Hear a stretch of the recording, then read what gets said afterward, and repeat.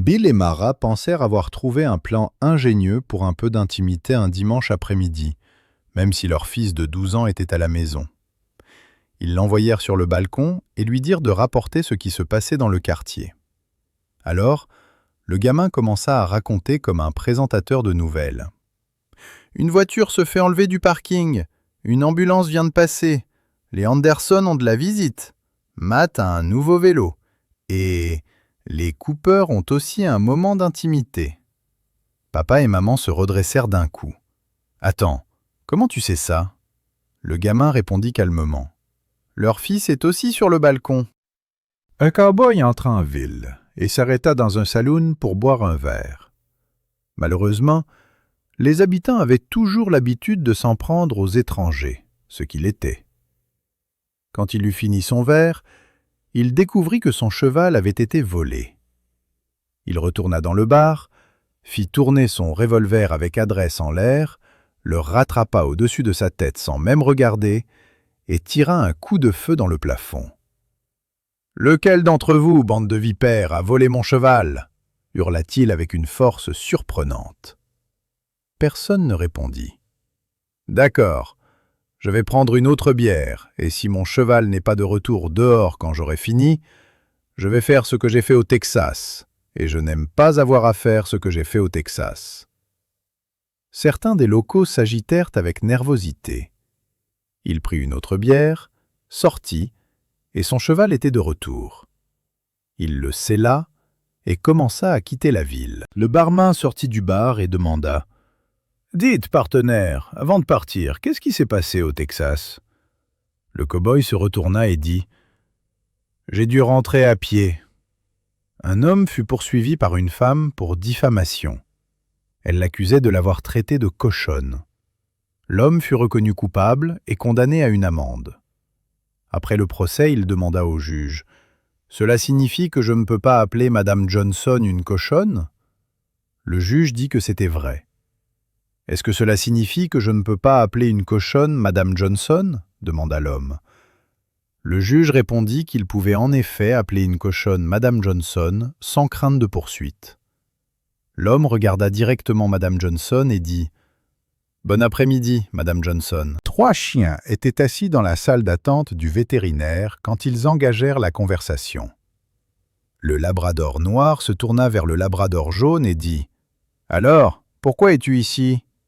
Le lab jaune répondit « Je suis un pisseur, je pisse sur tout, le canapé, les rideaux, le chat, les enfants, mais la goutte d'eau, c'était hier soir quand j'ai pissé au milieu du lit de mon maître. » Le lab noir dit « Alors, qu'est-ce que le vétérinaire va faire ?»« Il va me couper les couilles, » répondit le lab jaune. « Il pense que ça va me calmer. » Le lab jaune se tourna alors vers le lab noir et demanda « Et toi, pourquoi es-tu ici ?» Le lab noir dit « Je suis un fouisseur, je creuse sous les clôtures, je déterre les fleurs et les arbres, je creuse juste pour le plaisir. Quand je suis à l'intérieur, je défonce les moquettes, mais j'ai dépassé les bornes hier soir quand j'ai creusé un grand trou dans le canapé de mon maître. »« Alors, qu'est-ce qu'ils vont te faire ?» demanda le lab jaune. « On dirait que je vais aussi perdre mes couilles, » dit le lab noir abattu. Le lab noir se tourna alors vers le Danois et demanda « Pourquoi es-tu ici ?»« Je suis un monteur, » dit le Danois. « Je monte tout. Je monte le chat, un coussin, la table, les poteaux de clôture. Je veux monter tout ce que je vois. Hier, ma maîtresse venait de sortir de la douche et se penchait pour sécher ses orteils, et je n'ai pas pu m'en empêcher. J'ai sauté sur son dos et j'ai commencé à marteler. » Les labs noirs et jaunes échangèrent un regard triste et dirent « Alors, ces couilles coupées pour toi aussi, hein ?» Le Danois dit « Non, apparemment je suis ici pour me faire couper les griffes. » Il y avait un gars dans un bar un soir qui s'est vraiment saoulé. Je veux dire vraiment, vraiment saoul. Quand le bar ferma, il se leva pour rentrer chez lui. Alors qu'il titubait dehors, il vit une religieuse marcher sur le trottoir. Alors, il titut vers elle et lui donna un coup de poing en pleine figure. La religieuse fut très surprise, mais avant qu'elle puisse faire ou dire quoi que ce soit, Il lui donna un autre coup de poing. Cette fois, elle tomba, et il tituba vers elle et la donna un coup de pied dans les côtes. Puis il la ramassa et la jeta contre un mur. À ce stade, la religieuse était assez faible et ne pouvait plus beaucoup bouger. Alors, il tituba vers elle, mit son visage tout contre le sien et dit « Pas si forte ce soir, hein, Batman ?» Un dimanche matin, George fit irruption dans le salon et dit « Papa, maman, j'ai une excellente nouvelle pour vous. Je vais me marier avec la plus belle fille de la ville. Elle habite à un pâté de maison et elle s'appelle Suzanne. » Après le dîner, le père de George le prit à part. « Fils, je dois te parler. Regarde ta mère, George. Elle et moi sommes mariés depuis 30 ans. C'est une femme et une mère merveilleuses. Mais elle n'a jamais offert beaucoup d'excitation au lit. Alors je sortais avec beaucoup de femmes. Suzanne est en fait ta demi-sœur, et j'ai peur que tu ne puisses pas l'épouser. » George avait le cœur brisé. Après 8 mois, il finit par recommencer à sortir avec des filles. Un an plus tard, il rentra à la maison et annonça très fièrement « Diane a dit oui, on se marie en juin. » À nouveau, son père insista pour avoir une autre conversation privée et lui annonça la triste nouvelle. « Diane est aussi ta demi-sœur, George. Je suis vraiment désolé. » George était furieux.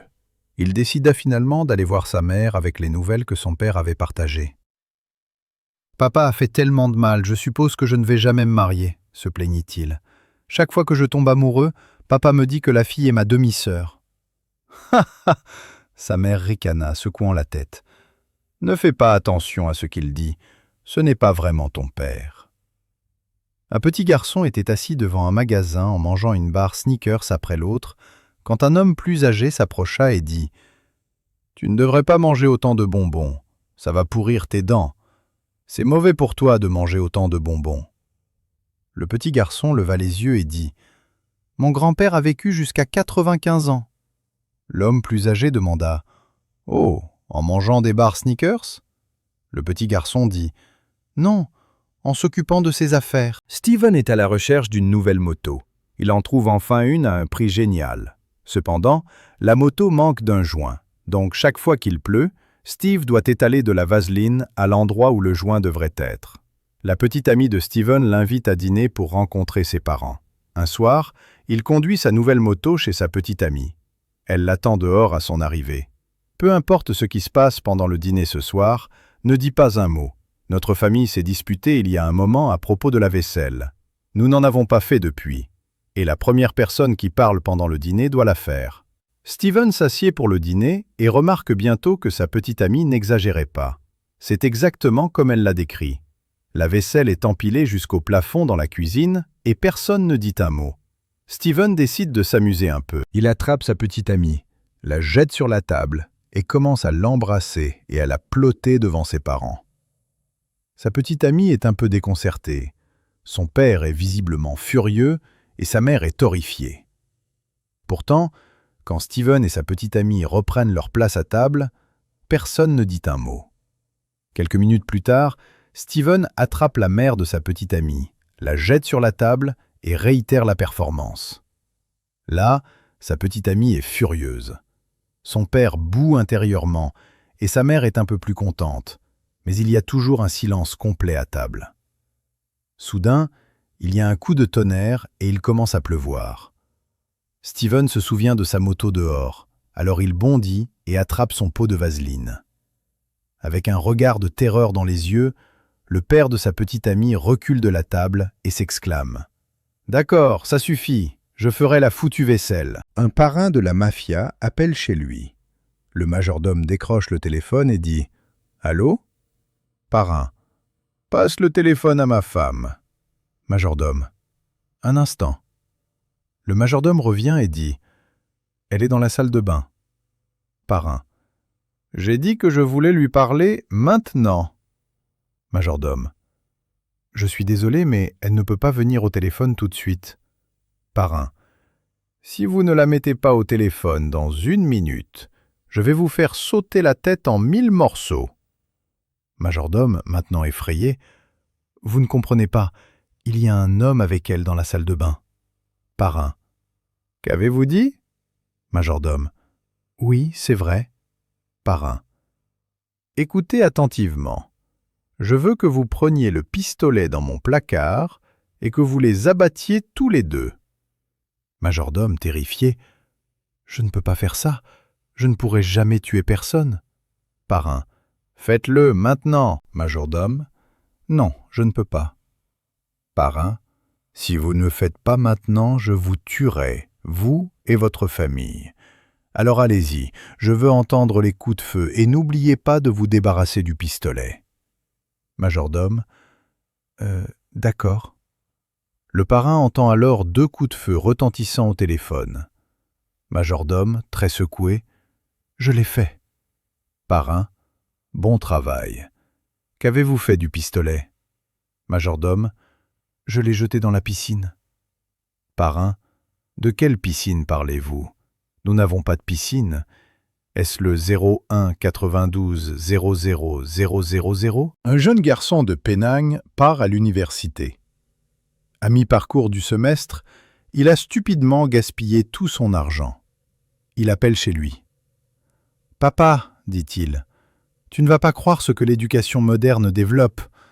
Ils ont en fait un programme ici au Cole Corona qui va apprendre à notre chien Coco à parler. » « C'est incroyable, dit son père. Comment on inscrit Coco à ce programme? »« Envoie-le ici avec 1000 RM, dit le jeune garçon.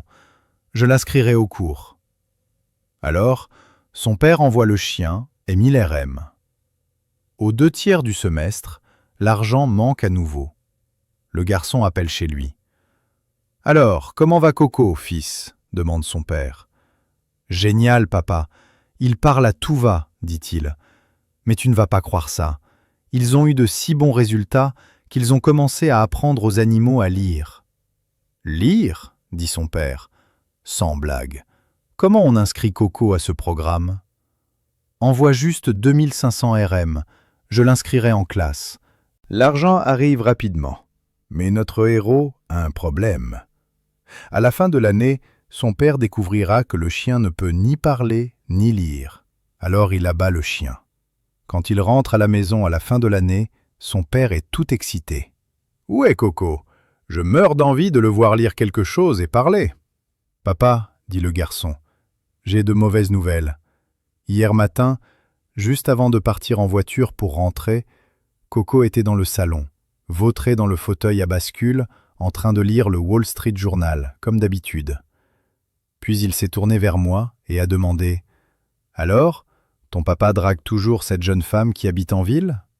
Le père s'exclama « J'espère que tu as abattu ce fils de pute avant qu'il parle à ta mère. »« Bien sûr que je l'ai fait, papa. » Le gamin devint plus tard un avocat prospère, puis se lança en politique.